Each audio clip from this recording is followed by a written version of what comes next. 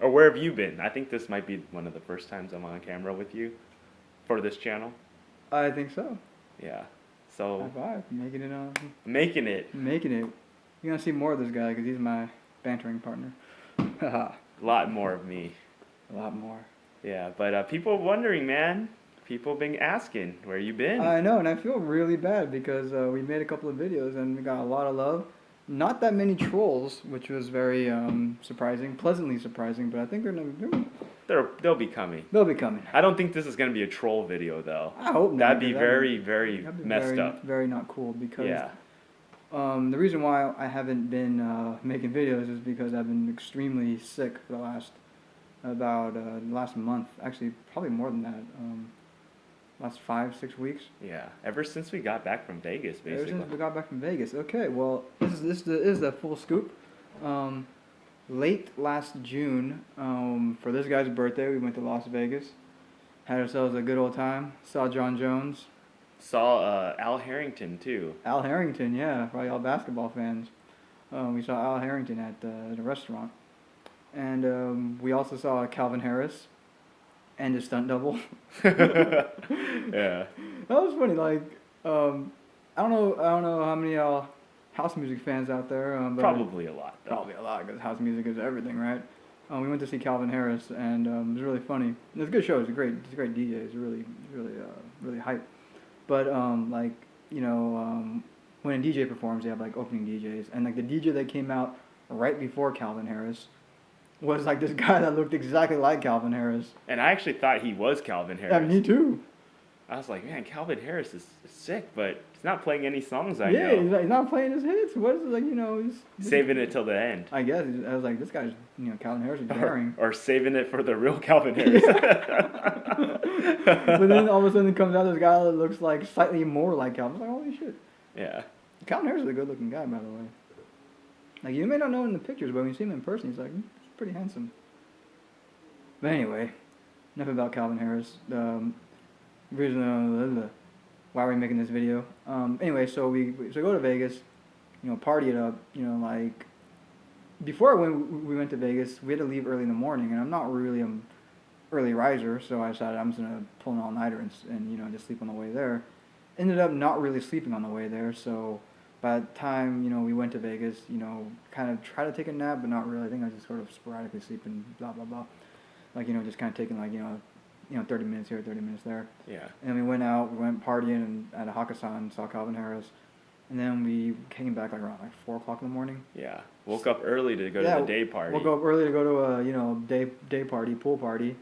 And then after that we went out again to I don't know, Marquee or something. Yeah, Marquee. Yeah, Marquee. And then after that we came back from there around 4 or 5 o'clock in the morning. And then we woke up around 10 o'clock to check out. And then we drove back. So basically for 3 or 4 days, I slept a grand total of maybe 10 hours. And then so when I came back, and my thing is I don't get sick too often, but I get sick every now and again. And I think that sort of really depleted me, and plus all the drinking, ended up getting a throat infection. Which is not a big deal. I get them every now and again. It's the first time I got sick in 2 or 3 years, right? Yeah. So I got this throat infection, so that lasted probably about a week. It sucked, it hurt when I swallowed, but it wasn't a big deal. But then so for about a week, I kind of just rested up a bit, and after about a week it started to kind of go away. So I was like, okay, cool, I'm gonna, I should be straight. So then I started kind of going back in my routine of barely sleeping and working all the time. I think on Sunday night, I slept 2 hours, and then I woke up at 9 o'clock to go to a video shoot. And then after that, didn't really sleep much. Went to work, work 16 hours or whatever, and then didn't sleep very much the next day. Went to work, and then came back, long days. Vicious cycle. Vicious cycle. In that 4-day span, I was probably slept 10 hours. You know what I mean? So you were living like you hated yourself, almost. I was living like a busy man, I guess. But I guess that. I guess I was living like a person that thought they were carved out of tougher stuff. Yeah. So anyway, on that last day, on that Wednesday, it was a Wednesday, July 9th. I went to the gym after work. And I was kind of shooting some moves. I was feeling like not real great. I was not real. Wasn't really feeling sick, but just feeling kind of weak and slightly numb. And I thought that was really odd. So I just kind of didn't really do much of the gym. I kind of just lifted a little bit of weights, shot some baskets, and then went home. And then the next day, and then I went home. Maybe I should have slept immediately, but I didn't. I went and watched Rise of the Planet of the Apes, because for some reason I was like super obsessed with that movie, or super obsessed with Dawn of the Planet of the Apes. So I had to watch Rise first, right? Right. So I went, watched that movie, ended up sleeping like around like 4 o'clock or something. No! I woke up with double vision. Like I couldn't focus my eyes. I couldn't move my eyes, and everything was just kind of like. And by double vision, I mean like, each eye saw fine. It was just they wouldn't meet. It was kind of like watching a 3D movie without the 3D glasses. How it's like just like kind of overlapping each other. Right. And I had a really, really bad vertigo. Like, I don't know if any of y'all know what vertigo is. Vertigo is when, typically you have an inner ear kind of infection or kind of a problem, and you can't balance. Like, you basically, like, feel like, imagine you're really, really, really drunk, but you haven't drank anything.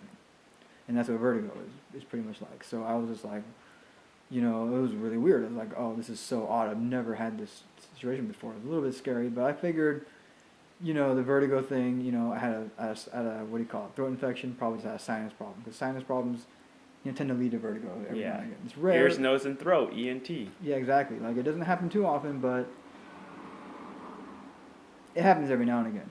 So I was like, okay, whatever, I'm just going to sleep it off. And I kind of looked up the vertigo substance. Usually, like, after about a week, it kind of goes away. And I did have really bad sinus problems, so I just figured it's a sinus infection. So I kind of just, okay, I'm going to sleep it off. A couple of days pass, it just keeps getting worse and worse, and like my muscles started spasming really hard. Like it was to the point where, like if I had to lie down all the time. If I stood up, like literally, my entire body, every muscle would just tighten up, and I would feel like a turtle almost. And the eyesight wasn't getting any better. I still had double vision, couldn't see. And not only did I have double vision, my pupils were extremely dilated all the time. Mm-hmm. So I couldn't even go out in the sunlight. If I went to sunlight, it would just like blind me, and I couldn't see. Like it wasn't like a situation where okay, double vision, just close up one eye and you can see okay, because it wasn't even like that. Where I couldn't even focus. Like I couldn't focus. I think I couldn't focus before 10 feet. So anything about anything, I don't say 10 feet, maybe about 5 feet. Anything within 5 feet, I couldn't. It would be blurry. It was almost like I was farsighted all of a sudden. So like I couldn't, and if I read something or looked at something for too long, it would just kind of give me headaches. And for about so I was like, oh, that's just weird. I'm just assuming it's a vertigo or like a sinus problem. Right. But then for about a week, about 2 weeks, it keeps getting worse and worse. So eventually, I go to the hospital, and I go to see this doctor. It's like a physician. It wasn't like a crazy doctor. So he kind of checks me out, and he's like, "This is really weird," because apparently he did like this eye test where you move your finger around, and apparently my eyes were paralyzed. Like they would not like move. And he was like, "This is extremely odd." And I had no reflexes. Like you get the hammer, test your reflexes, and there'd be like nothing. And so he was like, "That's really weird." He didn't really know what it was, so he just okay, well, just get some rest and then see if hopefully it'll clear up. It's probably like a viral thing. Yeah. So I do that. After about like another maybe 4 or 5 days, it doesn't get any better, and I go back to the hospital. It's a little bit better, but it's still pretty bad. And then he's all like, "Well, it might be." They do a CT scan to see if there's any kind of brain trauma. Yeah. Wait, no. The left side. After about 2 weeks, the left side of my face is paralyzed. So, and that's obviously when you get facial paralysis, that's pretty scary. Right. Like that's usually the sign of like maybe it's a stroke or maybe it's kind of a very serious problem. So I go to the hospital. They give me a CT scan and that comes out negative, so there's no real brain trauma. Mm-hmm. So anyway, so he's all like, okay, well we gotta get an MRI to make sure it's not multiple sclerosis, because it's that's possible, or meningitis. I guess originally they were thinking it might be meningitis, so they did blood tests and stuff like that, but it wasn't meningitis or anything. So they were like, maybe he didn't think it was multiple sclerosis, but that was a possibility. So it was like, okay, let's rule that out. So let's get an MRI. At that point, is the doctor we're going to was kind of like a friend of a family. Yeah. So it wasn't. It was more of like a private healthcare Yeah. thing. It wasn't like a hospital. So we're like, well, if we're gonna get an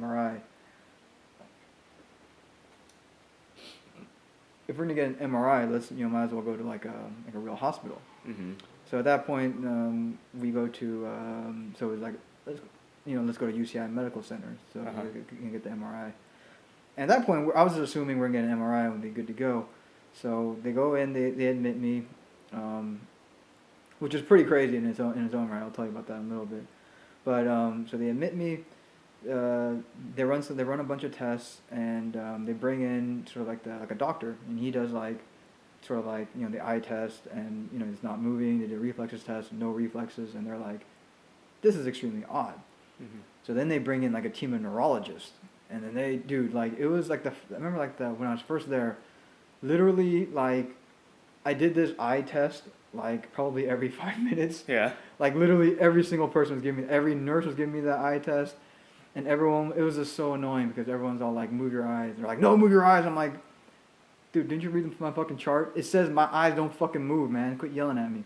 Yeah. But anyway, so they all do that, and then they do an MRI. MRI, by the way, is like, oh my god, it's the worst. Any of y'all had an MRI, maybe you know what I'm talking about. It's like it doesn't hurt. It's not like they get jab needles in you or anything like that, but it's like, if you have any kind of claustrophobia or anxiety problems, it's just like torture. But and they do the MRI. That actually checks out negative, which is good news. No stroke, no multiple sclerosis, and but eventually a team of the neurologist team, they figure out that it's probably this disease called Miller-Fisher syndrome. Now you have a little bit of medical history. Tell them what Miller-Fisher syndrome is. Or what you know about it. What I know about it is that it's an autoimmune disorder, and it's typically preceded by some type of viral infection. And autoimmune disorder is where your body almost attacks your own cells even though they're healthy. So it sees your body as foreign, so it's attacking some type of cell or tissue in your body. So in this particular one, it targets nerve cells, right? Yeah, nervous system. Nervous system. Like, is it central or is it? I don't know about that, or if it's. I think it's central. It's peripheral, actually, right? Peripheral? Yeah. I'm not entirely sure. Yeah. Should So, know. anyways, yes. From what I know, it's a variant of GB. I don't even know how to pronounce this. It's like French. Guillain-Barré. Guillain-Barré. Guillain-Barré, I think. Guillain-Barré, yeah. It's a variant of that. And it can be potential. I think even though this one is, it may be a more benign form, it still can potentially be life-threatening because, one thing it can affect is the autonomic nervous system, which we don't have control over. It's like our breathing and blood pressure. So if we can't control our blood pressure and it goes really low or really high, we could, die, basically. Or if we can't control our breathing, obviously, you could die. So, yeah, that's a little bit what I know about it. How common is it, Peter? It's very uncommon, actually. It's I think they say one out of 100,000 cases or something like the prevalence or incidence is just very low. That's what I know. Very, very rare. So what does that say about me? You're very rare and unique. I know. Very special guy. You're special. A little bit too special. Yeah. I don't know if you want to have that handle, but you got it now. You're very special. You're one of those rare cases. You're that one in 100,000. Exactly. I can officially say that when Terry Kim gets a disease, you don't just get any disease. He gets the most special and unique disease of them all. Yeah. But it's an extremely rare disease. Luckily, Miller-Fisher it is a benign variation of Guillain-Barré. It can target the heart and the breathing, and so in a sense, I'm pretty lucky that I got the annoying variation, but the non-life-threatening one. Yeah. But so that's what I've been. Typically, the recovery for this is about 10 to 10 to 12 weeks, and it's been about a month. Luckily, I've made, I think, really good progress.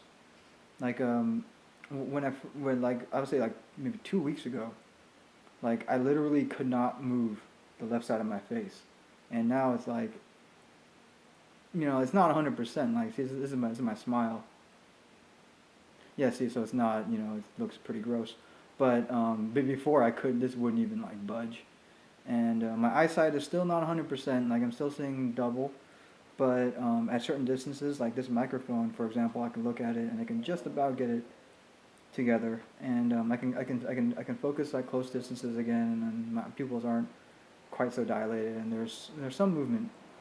Some movement back, so I'm definitely on a pretty good pace for recovery. Yeah, I think you'll be seeing more videos from us. Yeah, like I think right now is just like I'm finally just good enough that I can start making videos again. And so keep subscribing. Keep subscribing. They're coming. I mean, this is sort of like one of those freak things. It's really shitty because like literally the day after we're filming this on the A7S. Which we really wanted to do a review on that. It was the day afterwards. It was really the day after it came in the mail. I came down with this, and it was just like the entire month that, like, from that point to just now, like I've just been dying to give you guys the A7S review. Like, you don't know how much I've been wanting to review this camera for you, and but we're working on it, double speed right now, and it's coming, and it's an awesome camera, and we're really excited to do it. Yeah, double speed, double vision. I hope not double vision. That should be going away soon. Yeah. Oh, your thing's back. Damn it. Anyway, what was I gonna say else?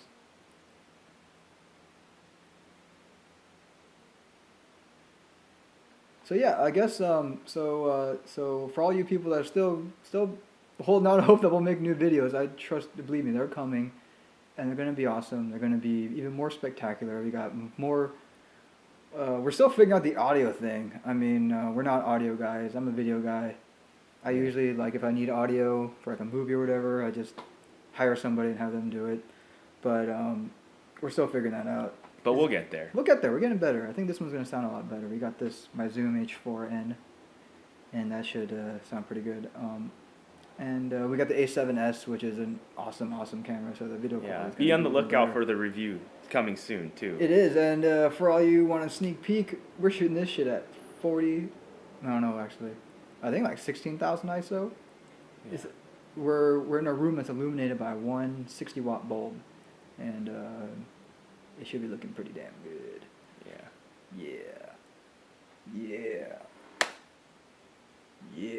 So yeah, it's very sick, and but I'll be back.